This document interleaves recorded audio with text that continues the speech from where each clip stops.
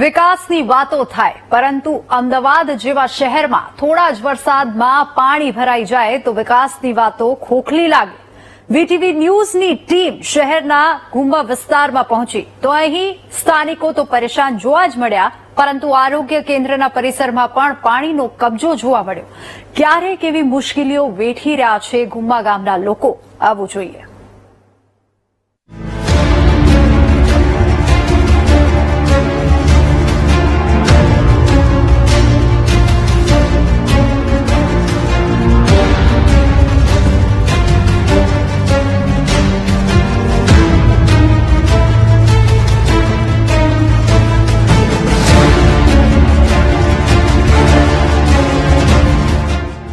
Smart સિટીના smart વિકાસની પોલમ pole ખોલતા આ બંને દ્રશ્યો અમદાવાદના ગુમ્મા ગામ વિસ્તારના છે, જ્યાં એક તરફ આમ જનતા રસ્તા પર ભરાતા પાણીથી પરેશાન છે તો બીજી તરફ આરોગ્ય કેન્દ્રમાં પાણીએ કબજો જમાવ્યો છે।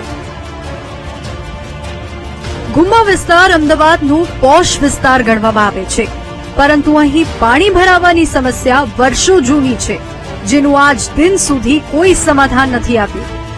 ગુમ્મા વિસ્તારમાં માત્ર એક આરોગ્ય કેન્દ્ર આવેલું છે, પરંતુ વરસાદી પાણી અને ડ્રેનેજના ગંધાતા પાણીએ આરોગ્ય કેન્દ્ર પરિસરમાં કબજો જમાવી રાખ્યો છે।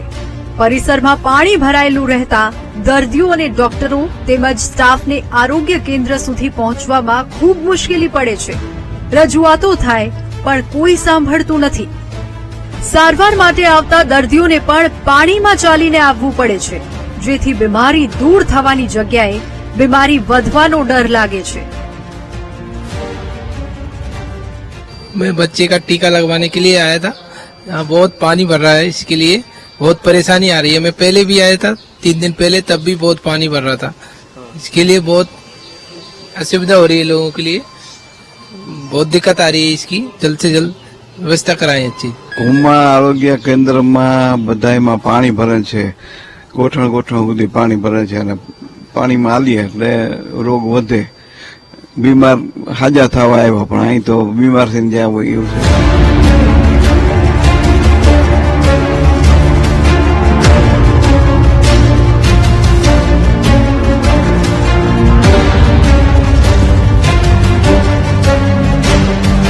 માત્ર ગુમ્મા આરોગ્ય કેન્દ્રની જ આ હાલત નથી, ગુમ્માના દરેક રસ્તાઓ પર આવી જ પરિસ્થિતિ છે। છેલ્લા 1 મહિનાથી ગુમ્મા ગામના અનેક રસ્તાઓ પર ઢીચણસમા પાણી ભરાયેલા છે। આ પાછળ મુખ્ય કારણ છે યોગ્ય ડ્રેનેજની વ્યવસ્થા ન હોવી।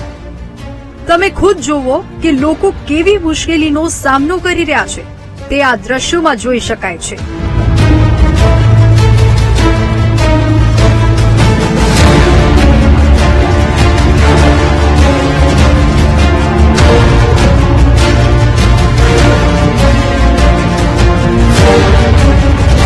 રસ્તાઓ પર ભરાયેલા પાણીમાંથી લોકો ચાલીને પસાર થવા મજબૂર છે। મહિલાઓને માર્કેટ જવું હોય, બાળકોને સ્કૂલે લેવા કે મૂકવા જવું હોય તો ખૂબ મુશ્કેલી પડે છે। અમે લોકો સાથે વાત કરવાનો પ્રયાસ કર્યો તો તંત્ર સામેની નારાજગી જોવા મળી। જ્યારથી વરસાદ ચાલુ થયો છે, થોડો પણ વરસાદ પડે છે ને એટલે અહીંયા આવી પરિસ્થિતિ ઉભી થઈ જાય છે, અને અમારે જ્યાં પણ જવું હોય, અમારો રેગ્યુલર આ રસ્તો છે, તો અમારે ફરીને જવું પડે છે। સ્કૂલે લેવા, છોકરાઓને લેવા મૂકવા, 2 વ્હીલર તો નીકળી શકે એવી સિચ્યુએશન છે જ નહીં, અને ગટરના પાણીની એટલી ગંદી સ્મેલ આવે છે કે ઘરમાં પણ નથી રહી શકાતું। અમે જેટલી વખત તંત્રને ફરિયાદ કરી છે, આવે છે, ફોટા પાડી જાય છે, દવા છાંટી જાય છે, પણ આનો કોઈ ઉકેલ આવતો નથી। અહીંયા વરસાદનું પાણી એટલું બધું ભરાય છે કે વ્હીકલ બી નથી નીકળી શકતું, અને ઘણા બધાના વ્હીકલ બી બહુ ખરાબ થાય છે। મારી જ ગાડી અહીંયા ફસાઈ ગઈ હતી ગયા વર્ષે, એમાં મારે 40,000 રૂપિયાનો ખર્ચો થયો હતો, એન્જિન જ ફેલ કર્યું હતું। એટલે અહીંયા રહેવામાં બહુ તકલીફ પડે છે, અને ઘણી વખત વરસાદનું પાણી એટલું બધું જમા થાય છે કે સોસાયટીની અંદર બી આવી જાય છે, એટલે અમારે વ્હીકલ કાઢવામાં અને નીકળવામાં બી બહુ તકલીફ થાય છે। સાંભળ્યું ને, રસ્તા પર પાણી ભરાવાના કારણે લોકોના વાહનો ખરાબ થયા છે અને ખર્ચાઓ વધી જાય છે।